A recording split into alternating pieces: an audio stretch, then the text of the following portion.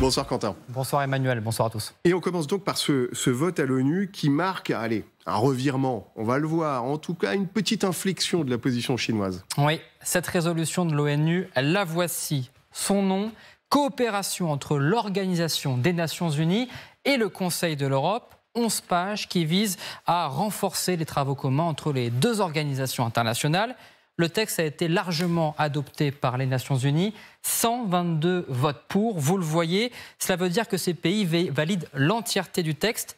Et lorsqu'on se penche sur ces 11 pages, une petite phrase nous a interpellés. Elle se trouve en deuxième page, au paragraphe 9. Il est inscrit noir sur blanc que l'ONU et le Conseil de l'Europe doivent coopérer davantage à la suite de l'agression de la Fédération de Russie contre l'Ukraine et contre la Géorgie auparavant. Et un peu plus loin, pour maintenir la paix et la sécurité fondées sur le respect de la souveraineté et de l'intégrité territoriale. Vous avez bien lu, agression de la Russie contre l'Ukraine, respecter l'intégrité territoriale et regardez le résultat des votes. La Chine a voté pour ce texte. Le pays reconnaît donc officiellement pour la première fois le terme d'agression russe en Ukraine. Auparavant, elle s'était toujours abstenue de le dire, que ce soit dans les votes à l'ONU ou bien dans les déclarations diplomatiques. Alors attention, ça ne veut pas dire que Pékin condamne la Russie. D'ailleurs, ce n'était pas du tout le sujet du texte. Mais il faut rappeler aussi que quelques minutes auparavant, la Chine avait tenté de faire retirer ce paragraphe 9 de ce texte. Elle n'y est pas parvenue. Cela veut donc dire que la chancellerie à Pékin savait exactement ce qu'elle votait. C'est donc un changement de ton. On note également que ce n'est pas le seul pays qui a voté pour. L'Inde également, qui s'est toujours abstenue de condamner la Russie, en tous les cas de parler sur l'agression russe, elle aussi a voté pour le texte. La Chine, l'Inde, évidemment, fondamentaux dans les BRICS. Est-ce que ça signifie qu'ils prennent leur distance avec la Russie de Vladimir Poutine? Parce que c'est important, ces pays se renforcent en ce moment. Oui, aujourd'hui les BRICS, ce sont 5 pays, un acronyme. Le Brésil, la Russie, l'Inde, la Chine et l'Afrique du Sud. 5 pays qui coopèrent économiquement et stratégiquement grâce à des partenariats depuis le début des années 2000. Aujourd'hui, sous l'impulsion de la Chine, les BRICS représentent, regardez, 31,5% du PIB mondial. C'est plus puissant que le G7, les 5 plus grandes puissances historiques qui représentent 30,7% du PIB international. Aujourd'hui, les BRICS attirent et de nombreux pays veulent rejoindre la coopération qui ne dépend pas des États-Unis. Selon le ministère sud-africain des Affaires étrangères, 13 pays aujourd'hui ont officiellement demandé leur adhésion, notamment l'Argentine, le Mexique, l'Iran, l'Algérie et l'Arabie saoudite. Plusieurs pays préfèrent rester confidentiels. L'Égypte et le Nigeria également ont demandé officiellement leur adhésion. Et la coopération va même plus loin en indiquant que 6 autres pays ont exprimé leur intérêt sans demander officiellement leur adhésion. Cela ferait donc 19 pays supplémentaires qui rejoindraient les BRICS, 19 pays de plus. Cela pourrait réduire l'influence dans la Russie, qui était un des leaders des BRICS. Alors, autre élément important qui montre peut-être l'affaiblissement de la Russie dans le groupe, c'est l'embarras, pour le moins, de l'Afrique du Sud à propos de l'hypothétique venue de Vladimir Poutine au sommet annuel des BRICS en août. Oui, selon le Sunday Times, l'un des plus grands quotidiens sud-africains, le gouvernement d'Afrique du Sud négocie en ce moment avec Vladimir Poutine pour le dissuader de venir en Afrique du Sud au sommet fin août. Le sommet est prévu à Durban.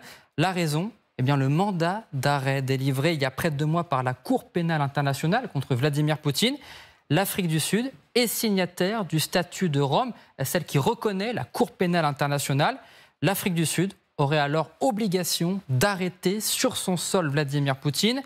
Nous n'avons pas le choix de ne pas arrêter Vladimir Poutine. S'il vient ici, nous serons obligés de le détenir, déclare une source diplomatique sud-africaine au journal Sunday Times. Alors l'Afrique du Sud ira-t-elle jusqu'à interdire Vladimir Poutine d'atterrir sur son sol? Rien n'est moins sûr, mais cela sera en tout cas une première si Vladimir Poutine ne participait pas au sommet en août prochain. Merci Quentin. Vous restez dans les parages parce que vous allez revenir nous parler de sport dans cette dimension évidemment géopolitique dans un instant. Joséphine Staron, on va prendre les choses dans l'ordre. D'abord, ce vote de l'ONU, très bien expliqué par Quentin Bérichel.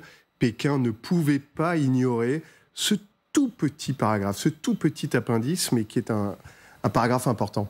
Effectivement, alors il ne faut pas surestimer le vote, parce qu'effectivement il s'agit d'une petite phrase qui ne condamne pas, il faut bien le signaler, mais quand même il y a... Mais les mots sont les posés. mots sont clairs, on parle d'agression et d'intégrité territoriale. Rappelons quand même que lorsque la Chine avait présenté son plan de paix, qui n'en était pas vraiment un, mais en tout cas ce texte avec plusieurs points, elle parlait de l'importance de l'intégrité territoriale et de la paix. Donc il y a un petit pas supplémentaire qui a été fait aujourd'hui, c'est pas non plus un pas de géant. Mais c'est à mettre en relief avec le coup de téléphone il y a quelques jours ou quelques semaines avec Volodymyr Zelensky, qui a surpris tout le monde, et Xi Jinping, qui a surpris tout le monde, notamment Vladimir Poutine, qui ne pouvait pas forcément s'en réjouir, mais qui montre que la Chine, qui s'est toujours voulue, depuis le début du conflit, neutre ou médiatrice, on va dire, bien là, prend un peu plus son rôle au sérieux, ou en tout cas fait mine de le prendre au sérieux en donnant des gages aux deux parties. Et là, on peut voir ce vote comme une forme de résignation de la Chine à être davantage dans la neutralité. Mais bien sûr, derrière, il y a beaucoup d'intérêts géopolitiques pour la Chine, économiques. Bien sûr, et on peut le prendre en creux. D'ailleurs, on va revoir le tableau du vote Vera Gantseva, parce qu'il est instructif à plus d'un titre. La Chine a voté, ça on l'a bien compris. L'Inde aussi. Mais regardez le tableau, parce qu'il y a quelques pays qui n'ont pas voté, et ce sont les pays d'ailleurs classiques. La Biélorussie, bien entendu. La Corée du Nord, bien entendu, la Russie elle-même, bien entendu, et puis, vous le voyez, la Syrie et le Nicaragua. Ça n'est donc pas un hasard, c'était pas un vote qui devait se terminer par un vote à l'unanimité. Oui, bien sûr, ces pays-là, ça fait déjà longtemps. À Nicaragua, je me rappelle en 2009, quand les régions de Prasie et de Cité du Sud se sont séparées de la Géorgie après la guerre entre la Russie et la Géorgie. Nicaragua aussi a reconnu l'indépendance de la Prasie. Donc ça dure déjà assez longtemps.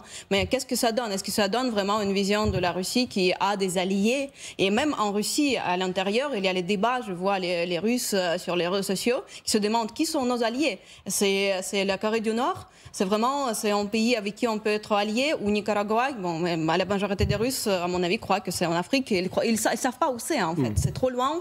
Et ça, quand même, ils sont très occidentalisés. Ils se pensent dans l'Europe. Et pour eux, c'est important comment les États-Unis le voient, comment l'Europe le voit. Donc, même s'il y a les pays, effectivement, qui sont un peu comme Corée du Nord, par ailleurs, quand même, ça ne donne pas ce qu'il veut Poutine. Il veut les alliés. Il veut pas être vu comme isolé. Finalement, il est isolé. Alors, un petit mot, et on va parler de l'importance et du succès actuel des BRICS. Mélina Huette, un petit mot de l'Afrique du Sud, parce que c'est à Durban que ça va se passer au mois d'août. Ils sont bien sûr gênés aux entournures. Ils sont signataires des accords de Rome. Ils n'ont pas voulu en sortir ces derniers temps, ce qui veut dire qu'ils sont censés arrêter Vladimir Poutine s'il met un pied sur le tarmac. À quoi on assiste là ? Ils n'ont pas voulu, mais Ramaphosa a quand même fait une déclaration. Il a rétro-pédalé il y a pas plus tard qu'il y a 10 jours en disant...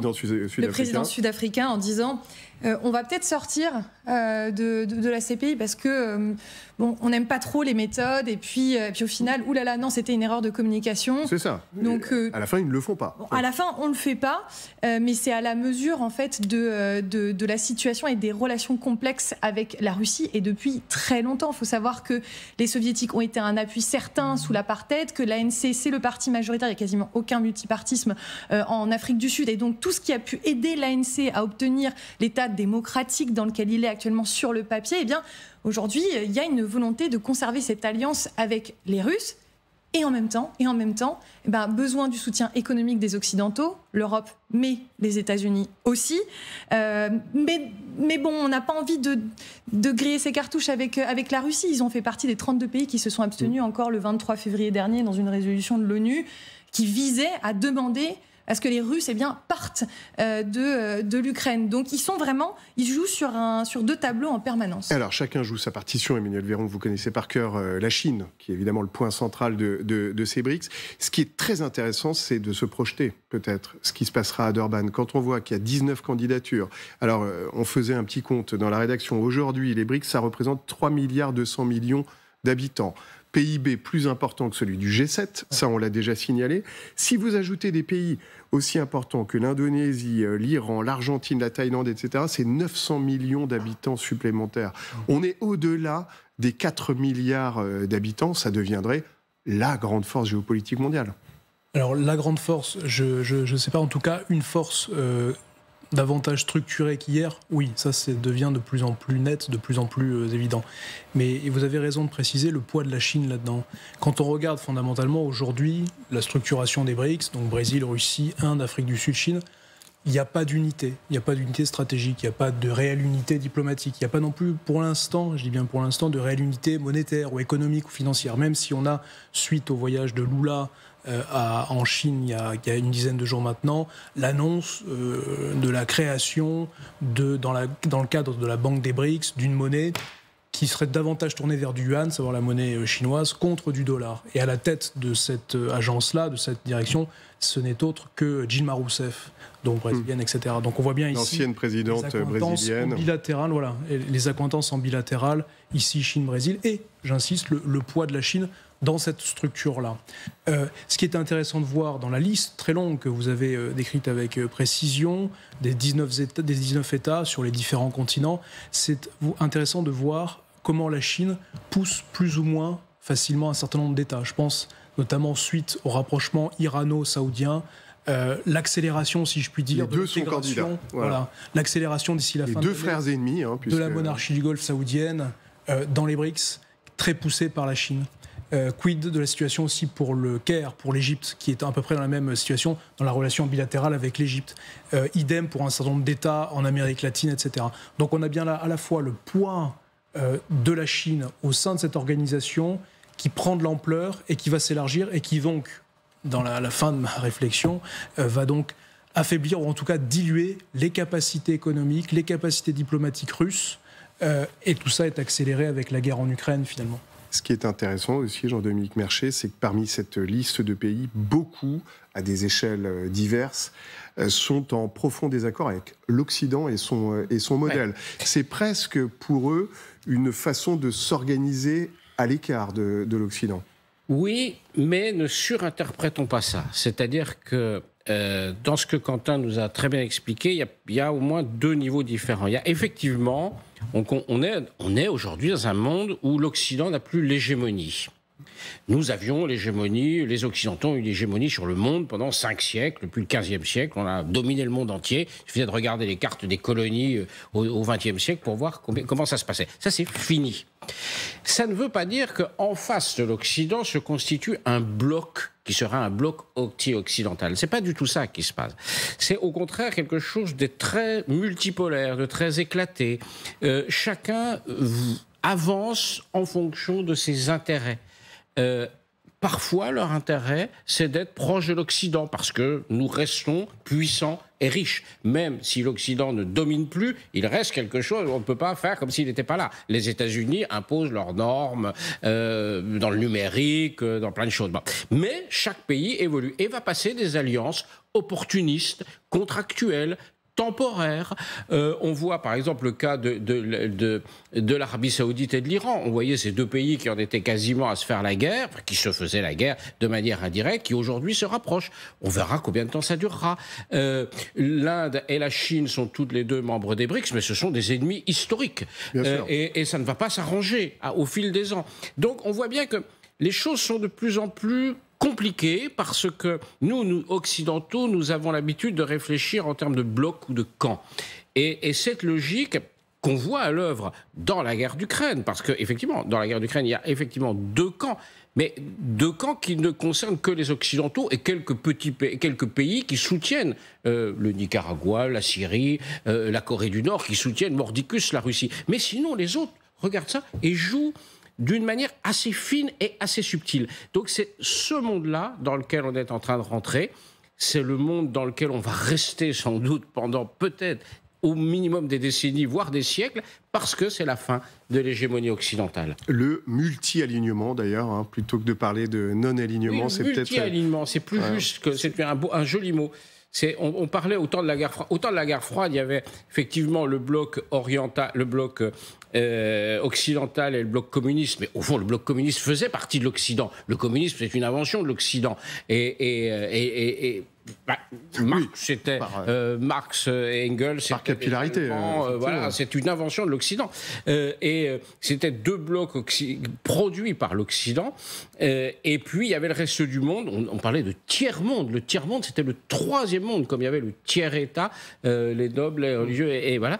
Et on parlait effectivement de mouvement des non-alignés. Aujourd'hui, vous avez raison, on est plus dans un multi-alignement que dans un non-alignement. Il y a un autre signe, et Quentin Bérichel est resté dans les parages pour nous en parler.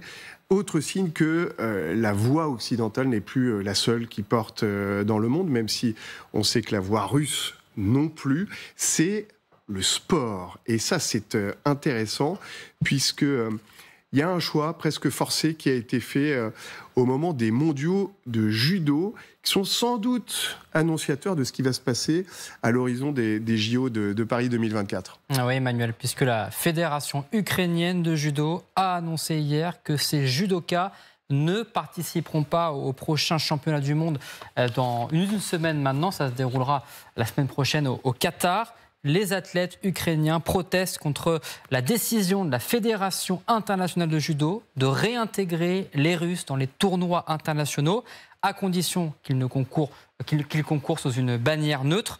Alors, de nombreuses fédérations sportives internationales avaient déjà décidé de le faire précédemment.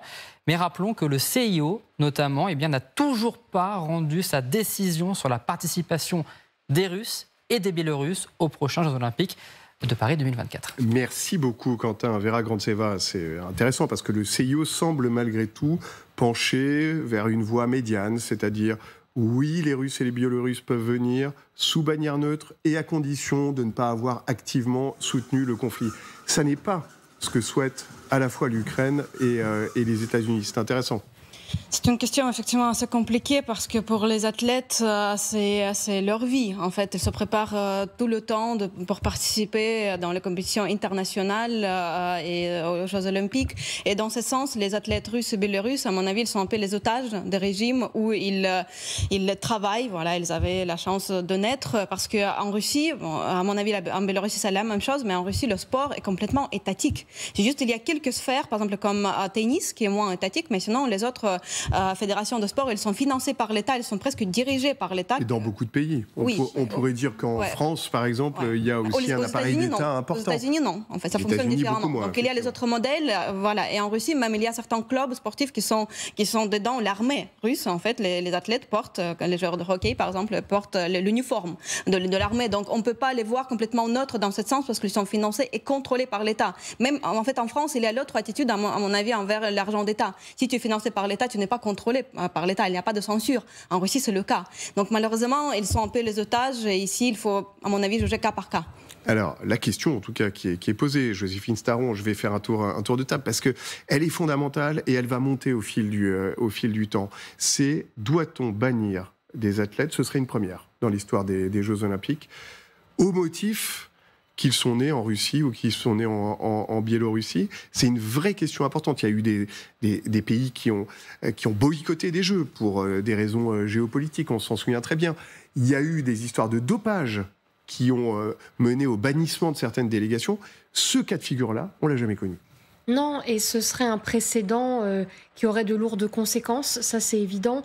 La difficulté, c'est que dans ce type de conflit, le sport, comme toutes les autres sphères de la culture, on va dire, sont manipulées. Que ce soit par les États, que ce soit par... enfin, c'est souvent par les États, d'ailleurs. En tout cas, dans ce cas de figure concret, ce serait le cas. Mais c'est dommage à plusieurs titres. Déjà, pour la pratique en elle-même du sport. Et puis, comme vous disiez, les athlètes n'ont rien demandé. Donc ce serait dommageable pour ces individus-là, mais c'est aussi dommage du point de vue du soft power des États, parce que rappelons quand même que les grandes compétitions sportives, c'est aussi des moments pour les États de diffuser leur message, de diffuser leur culture. Alors ce qu'on aimerait empêcher, c'est que les Russes puissent le faire dans le cadre de ces compétitions internationales, mais si demain on est dans un autre conflit, qu'on n'a pas les mêmes intérêts, qu'on n'a pas, qu'on n'a pas forcément dans le même rapport de force, eh bien, qui dit que ce sera vu comme aussi légitime de la part des Occidentaux? Donc en fait, voilà, c'est la question, est-ce qu'on veut créer un précédent ou pas? Alors, pour conclure là-dessus, Jean-Dominique Merchet, on voit que beaucoup de fédérations reviennent un petit peu en arrière et autorisent les Russes. Hein. J'ai pas d'opinion sur le fond, mais ce que je vois, c'est les JO, les Jeux Olympiques de Paris l'année prochaine. On ne peut pas imaginer que les Ukrainiens ne soient pas là, par exemple. Donc, et c'est aux Ukrainiens de décider. C'est aux Ukrainiens, c'est eux qui vont décider. C'est-à-dire que s'ils considèrent... Et s'ils font comme sur les mondiaux de judo, c'est-à-dire nous ne venons pas s'il y a des Russes. Oui, on sera contraint de prendre une décision parce qu'il est inimaginable que les JO de Paris se tiennent sans les Ukrainiens. Ce serait... politiquement... Mais c'est la fin de l'esprit de Coubertin. Là, pour le coup, c'est la fin de l'esprit de Coubertin, qui disait ça doit être ouvert absolument à tout le monde. Bien sûr que ça doit être ouvert, toujours. Mais il y a eu des boycotts. Des Jeux Olympiques ont été boycottés. Les Américains ont boycotté les Jeux Olympiques de Moscou. Des boycotts, en effet. Pas des exclusions. Pas des exclusions. Mais sauf pour dopage, bien sûr. D'une certaine manière, nous sommes un peu... Enfin, les organisateurs de ces compétitions et des Jeux Olympiques de Paris vont être un peu dans la situation... vont être un peu les otages de la décision ukrainienne. Si les Ukrainiens disent « il est hors de question que nous voyions un Russe ou un Biélorusse au JO, s'ils viennent, nous ne venons pas », qu'est-ce qu'on fait ? On fait les Jeux Olympiques sur les Ukrainiens. Qui va assumer cette décision? Personne. Donc on sera coincé. Donc c'est vrai qu'il vaudrait mieux anticiper ça intelligemment, mais c'est compliqué. Tout petit mot pour conclure là-dessus, Emmanuel Véron. Non, je suis pleinement d'accord avec Jean-Dominique Merchet. Là, on est face à un cas qui est complètement inédit. Enfin, ça sera un précédent. Je pense que le CIO, s'il n'a toujours pas manifesté d'éléments sur le sujet, c'est qu'ils sont juridiquement en train de regarder ça de très près.